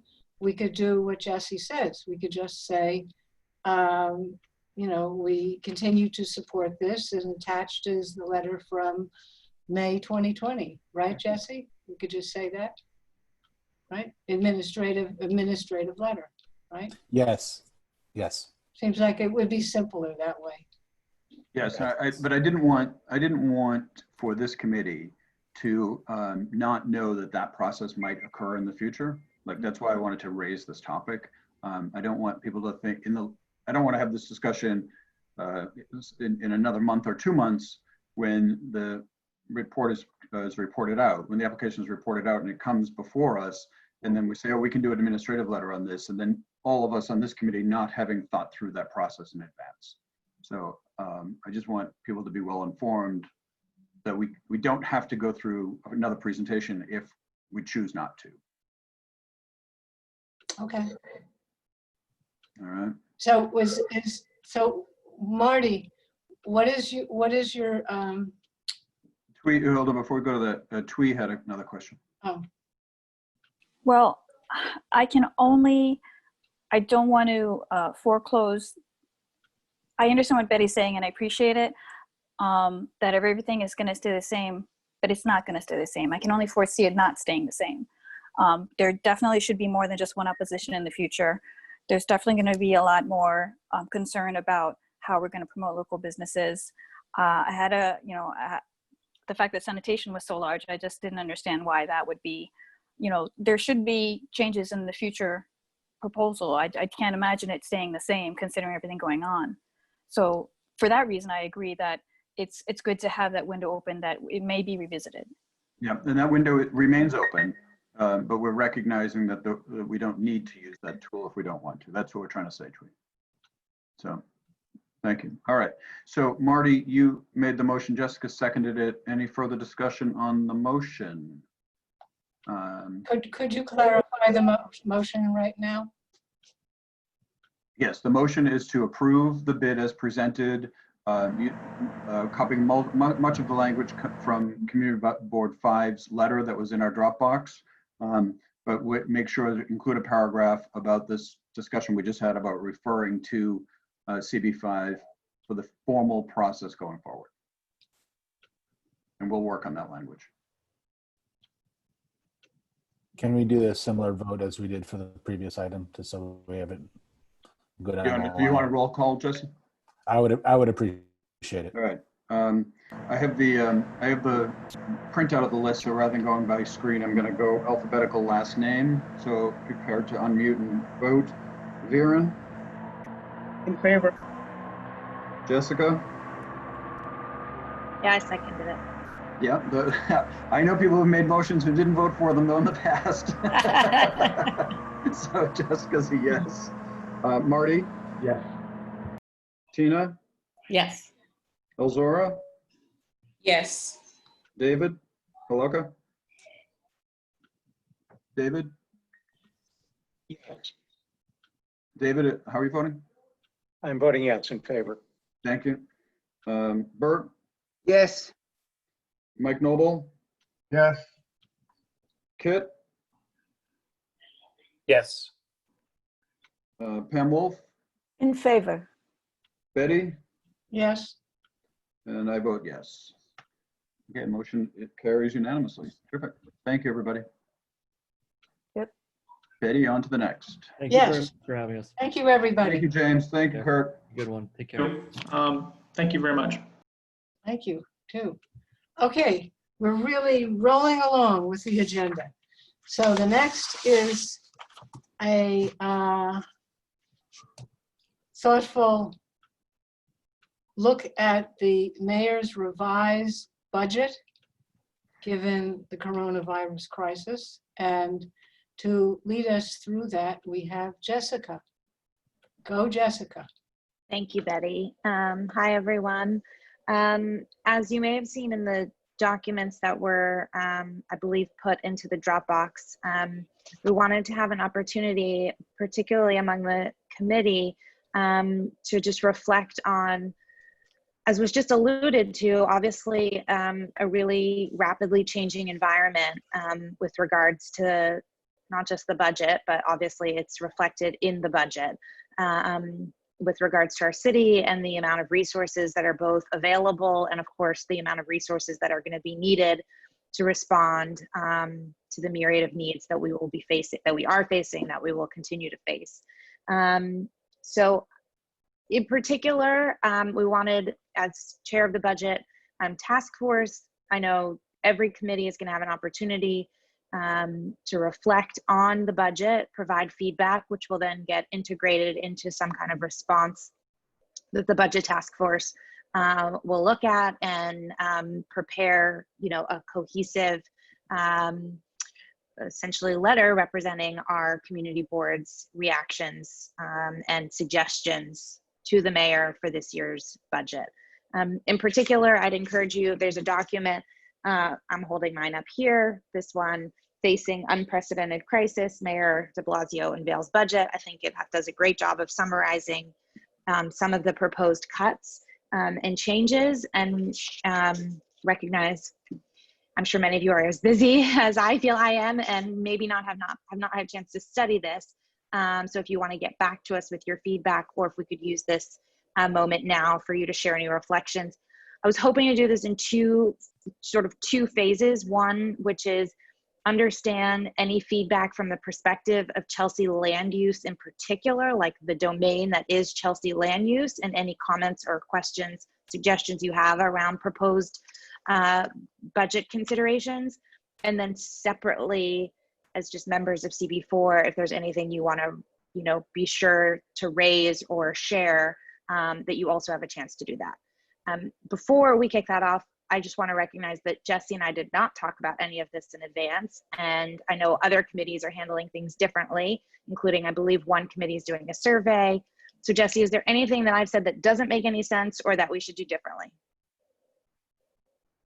No, I think everything you said made sense. It's a unique situation, right? This is not part of our normal budget review process, and I think that's what people just have to remember a little bit. So, we don't necessarily understand what the impacts will be to our particular budget requests yet going forward, and so, but we do understand that there'll be some significant cuts to services, and they've already been proposed. And so we're really looking at those cuts and sort of trying to kind of prioritize which ones to advocate for the most.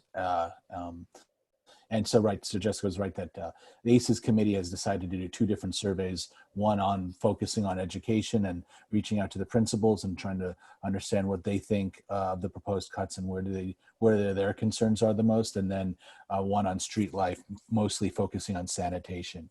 But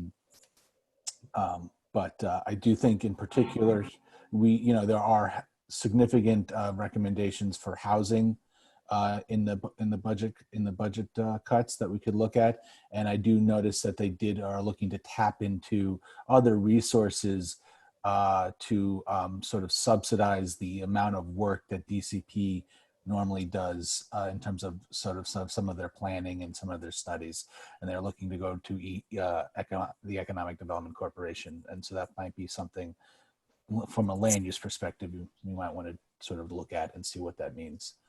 Obviously, things like just staff and folks to go out, inspectors in general, and we're talking about inspectors for Department of Buildings, HPD, probably even possibly LPC, and we're not sure, will probably play a role.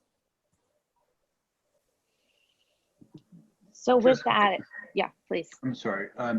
So can you, again, point to the best document in Dropbox that we could find these proposed changes to, specifically for land use, right? Like, so changes to LPC, changes to DOB, changes to inspection forces, all of those sorts of items. Because I looked at the document that had sort of the mayor's announcements, and the headlines were on education, on health services, but there was nothing in that initial outline that had anything that would impact land use. Yeah, Jesse will be sure to correct me. I admittedly have not done a deep study, gonna just be totally honest, but I have not seen anything related to that.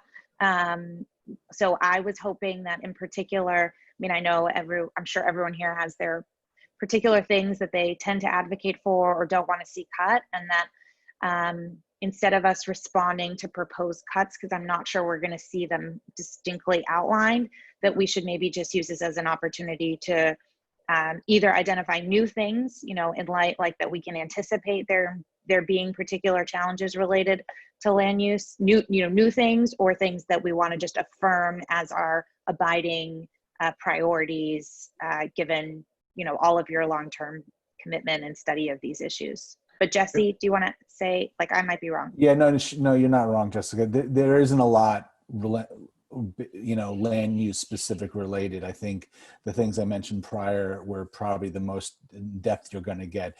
You can read the 50-page document that the mayor's produced, but that gets sort of real granular and kind of saving programs and things like that. So it's tough to see. I do think there's also the choice of this committee, recognizing that maybe there's just spheres of influence, spheres of service that go beyond this committee that are maybe, going to be the focus of another committee, whether it be transportation, whether it be public safety, and maybe deferring to those committees, saying that's what we we think these are the important topics, and you can look at it from that perspective as well. But there is not. It's not similar. It's similar. That information will come, but it's not right now. We don't have it, basically. And what kind of timeline are we looking at for this? Well, June. Well, I mean, for Jessica's committee, it's Tuesday is when we are not tomorrow. The following Tuesday is when we'll be meeting and sort of having to put together a very quick, rough draft of a response. And so, I mean, it would be great if we could get something in by at least Friday of some sort. Whether it be 3 bullet points, whether it be something more substantial. Jesse, isn't it like when we worked on the budget a number of months ago, it's common that the land use groups often don't have specific requests or an abundance of requests, or is that not accurate? Oh, you're on mute.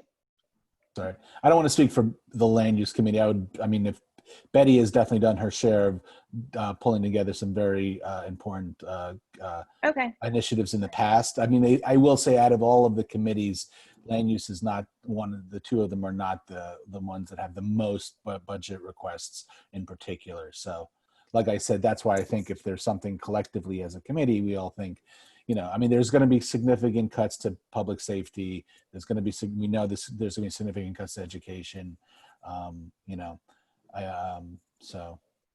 Yeah. I'm going to call on myself. Please.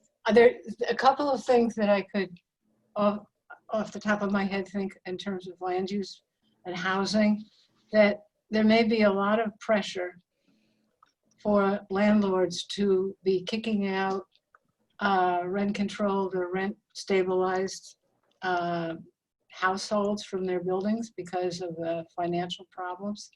So that might be something that's kind of related to protecting people as a side effect of the corona virus crisis. So maybe that is something we could focus on, and also that would relate to enforcement and DOB being vigilant against owners who are doing, harassing tenants. So I could see that as related to the crisis. And I know the other committee, ACES, is doing something on education, but I feel strongly that mental health counseling should be very big priority with the education system.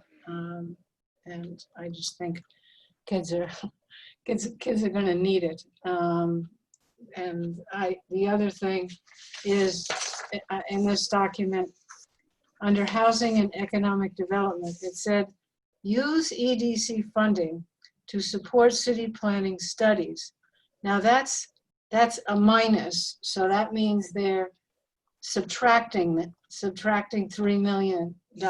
Isn't that right, Jessica? When it has a minus? Yep. Right. I didn't know that was in the budget to begin with. Was that something that you were familiar with? That EDC was going to provide funding to support city planning studies? It's not something I was familiar with, but admittedly, $89.3 billion is a lot of line items. So but I assume it's too little. I don't know. But it sounds like you'd like to see that maintained. I mean, recognizing, there are a lot of priorities and things we even want added that are COVID related responses, like mental health with a decreasing tax base. It's probably not rise to urgency. I just don't remember seeing it before. I do feel that the enforcement of non-harassment and that That's a great point. should definitely be there. And then what about does their part about on page 5 do they talk about dealing with homeless and homeless facilities and homeless accommodations? I don't know that they do. They talk about food and health. I would think that would be something that ought to be high priority. Can I make the recommendation on both of those points? That the letter that the Speaker's office and the council, their response to the cuts has a very good section about housing preservation and tenant protection and making sure folks are not harassed and or evicted. And they lay out a number of good, very clear things that they expect the administration to do and fund. And so we could, if the committee as a whole thinks that would be helpful, that would be a good thing to do and have, support that push that they're doing, we could then include that into the notes for the budget task force. So you have that letter already? Yeah, it's in the packet that I guess it's in the Dropbox. Yep. I didn't see that. Yeah. Okay. Well, I think that would be good. We could paraphrase it or something. What about homeless stuff? Did the city council write about that? Yeah. The one thing that seems to be missing from that letter is the mental health issues that you raised, Betty. So that might be, maybe we take the speaker's letter and add in something about mental health and then something about avoiding harassment, building harassment and evictions. Got it. Okay. Well, I think Jesse was saying that the city council letter does have a big section about tenant protection and so on, right? You said that they have that already, Jesse? Yes, about housing. Yes. Okay. Yep. Okay, but not about homeless stuff, right? Tons of stuff. They do have stuff about homeless. No, they also. They do. It's a separate. It's a separate section. It's on page 6 of their letter. Okay, I didn't see that one.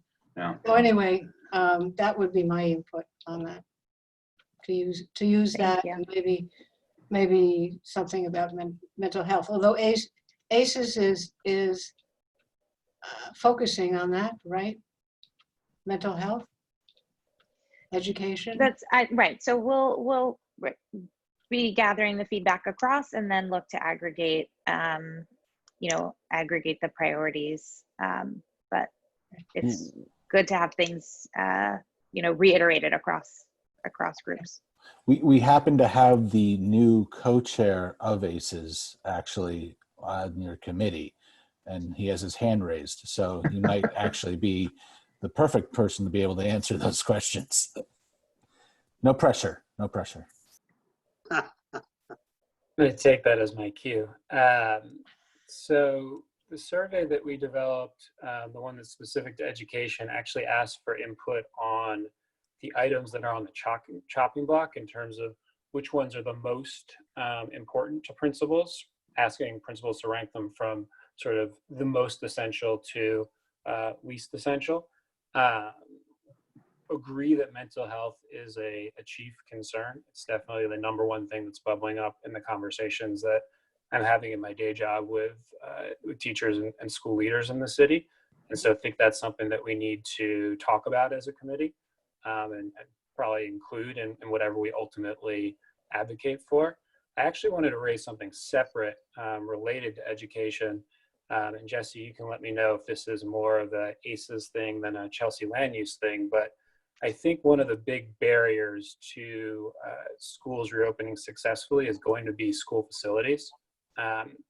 If you look at what other countries around the world that are reopening their schools are doing, they're making a lot of changes to the facilities so that kids can be in much smaller class sizes, have better ventilated rooms, have more spaces to wash their hands.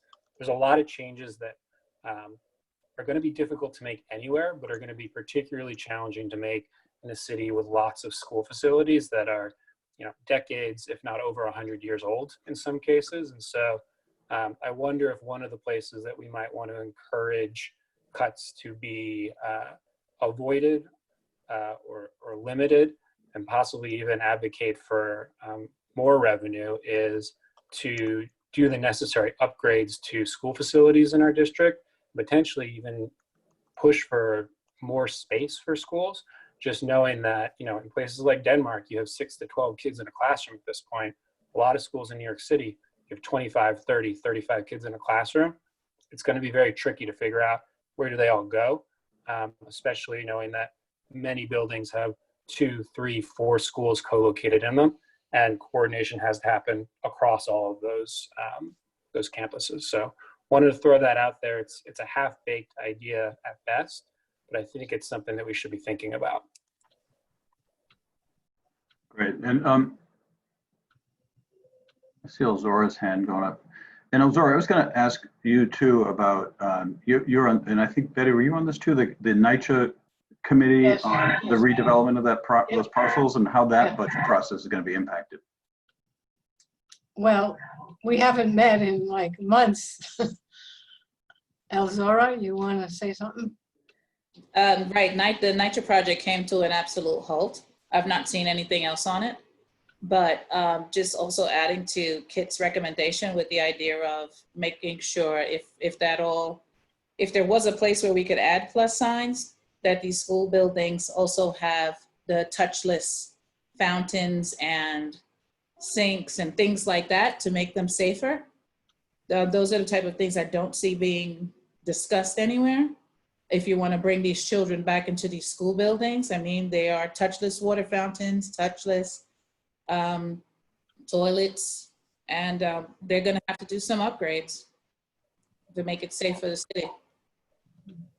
But I was interested also to know if there was any threat at all or anything written regarding NYCHA. I haven't personally heard a peep out of anyone. Same.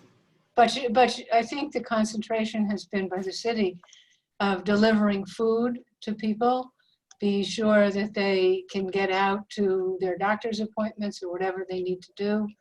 So I think it's really been crisis oriented. That's what I think. Mm-hmm. And Joe, who was a major engine of the financing arm, has been really busy with Clinton housing, buildings and tenants, and, taking care of the people that Clinton housing does. So I think it's kind of, I haven't heard anything, but I was wondering, was it you, Paul, that raised it? I mean, would we want to say something related to this budget in terms of the public housing projects? I mean, I personally think it's an embarrassment that we're not taking care of NYCHA residents. That we're constantly in crisis mode with NYCHA, and that we have to be proactive with NYCHA. We can't always be reactionary. So, I mean, I personally think we should make some sort of statement about it, but you know, how much money is there to go around, right? But housing our residents is the most, you know, whether they're homeless or have mental health issues, or we need to protect our housing. So I think it's worth I making. think that's a good point. I think we should throw that in, you know. It's a tough one. It's a tough one. And Kit, I really like you bringing up about the schools. And I read somewhere that, whether it's in Denmark or somewhere, or even the city, that they would have half days for the kids so they could spread out. So you take half the classroom in the morning and half in the afternoon. And, now, in terms of being bureaucratic, Jessica, all that we just talked about, is it imprinted in your brain, or do we need to? Well, luckily I'm able to Zoom and take notes at the same time. So I recorded folks' comments. I would also say that the budget committee is meeting next Tuesday. So if you have other things you'd like to add, you can also look back at the budget memo we prepared 2 months ago. I think the opportunity will likely be to affirm our priorities, because I think many of them are abiding and are things that we want to probably lend and continue to lend our voice to. But if there are other things, particular things that you find in budget memos, or reflections on the current budget that you're particularly concerned about as having seen cuts being proposed to, that those are things that we would really appreciate your contributions of. So you can send those to me or send them to Jesse, and the committee will meet next Tuesday to begin folding in all of the recommendations from the various committees, and then have something to present to the full board. Right, so as a wrap on this, then let's just say, let's get everybody, the information is in Dropbox. Let's try to go through it and send notes to either Jesse or Jessica, or send it to me and Betty, and we'll consolidate to send to them. Can I It say looks one like Bert Yeah, and two, Kit have things. quickly, Yeah. Paul? Bert and Kit both waving frantically at me. So why don't we go to Bert? Not quite frantic, but I was paying too much attention. Two things. One, we might, well, let me back up. We have a charter function to comment on the mayor's executive budget, which is what the task force is going to do. I think also, because it's an extraordinary situation, we should have a parallel, while we're commenting on the mayor's proposed budget, we should also direct something to the city council. Because where the process is, the mayor has proposed, and now the city council has to do the final approval. So I think we should have an input, even though it doesn't say in the charter, community, district should we should have a letter directly to the city council, to our city council member, and maybe the appropriate, there's a budget committee maybe in the city council. I'm not sure of the exact structure, how the city council works. And we also, another item, again, because it's extraordinary times, we might want to look at, we're proposing don't cut this or make sure you do this. We might want to look at suggested revenue streams that are not being used, or that are possible possibilities of where to get more money. Because when you look at what the mayor says, oh well, we don't have anything. This revenue is all down, but we don't know what's going to happen with the governor. The governor says we don't know what's going to happen with the feds. So they're all going like that. But we should maybe look at some possibilities. Not that we have to be revenue experts or anything like that, but we can. What's the document? There's a document that the Independent Budget Office always comes out with, different possibilities of where you can get some more money, and they have a list. They have it every year, and we could probably look at those. Maybe this is not our committee. It's maybe more the Budget Task Force Committee. Yeah, it sounds like Thank you. Kit, Yeah. did you have something you wanted to add too? Or were you had your hand up? Sir. I'll try to make it quick. I'd be remiss if I didn't bring this up, though. I think in terms of the reopening schools and the necessity of investing in the facilities improvements, number one, I think they have to happen or else schools can't safely reopen. But number two, unless they happen in a high quality way, there's a real risk that a lot of parents are not going to feel comfortable sending their kids back to school. And so there is a very, very important economic aspect to reopening schools, because until schools can safely reopen and parents have confidence in that safety for their children, people are not going to be able to go back to work if they have kids who are school aged. And so when we think about the long term and the economic recovery ahead, this is an important place to invest, not just in terms of education, but also in terms of the city's economic future. Yep. Thank you. It's a good point. All right, Betty, I think that's a wrap. I think so. So just so that we're clear, are we going to make a list to give to Jessica? Well, I would say if you've raised it here tonight, I've heard you, I've taken your notes, and that will be reflected in the discussion next week. If you have anything you care to add, you can feel free to share that with me or Jesse or Betty and Paul, and it will get to the right place. Everybody okay on that? Good. That is a wrap. Right? Okay.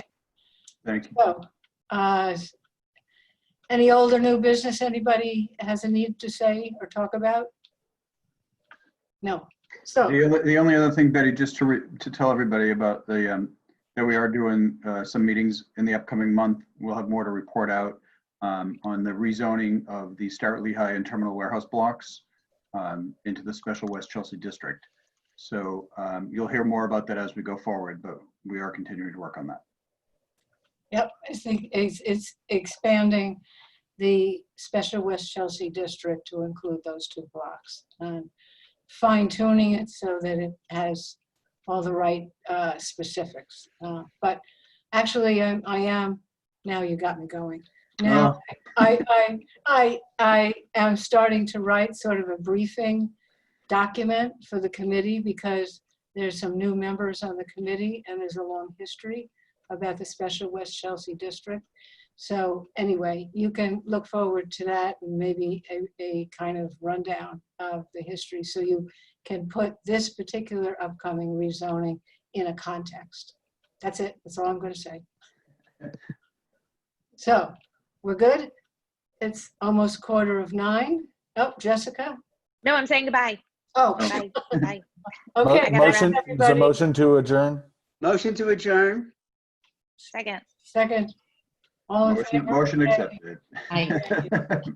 Good night, everybody. Okay. Good night, everybody. Everybody. Everyone. Stay safe. Thanks, Jesse. Bye. Thank you, Jesse.